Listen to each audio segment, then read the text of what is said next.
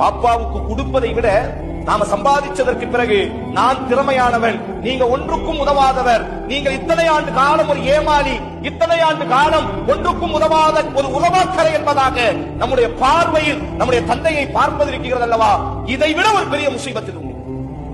நன்றி கெட்டத்தனம்.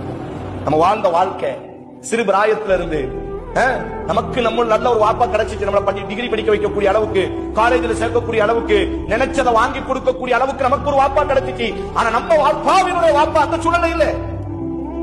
சாதாரணமா என்ன செய்யறோம், மகன் 1 லட்சம் சம்பாதிப்பார், மகன் வாப்பாட்ட சொல்வார், மாசம் உங்களுக்கு 2000 ரூபாய் நான் தந்துடுறேன், உங்களுக்கு வேற என்ன பெரிய காசு செலவாக போகுது. அந்த சகோதரர் தந்தையாக ஒரு நாள் நாம் உணர்வோம், நம்ம தந்தைக்கு அந்த 2000 ரூபாயும் வேண்டாம். ஒரு தந்தை என்ன எதிர்பார்ப்பான் தெரியுமா, நம்முடைய மகன் இன்னும் நம்மைத்தான் உயர்வாக உலகத்தில் நினைத்துக் கொண்டிருக்கிறான் என்பதை மட்டும்தான் ஒரு தந்தை எதிர்பார்ப்பார்.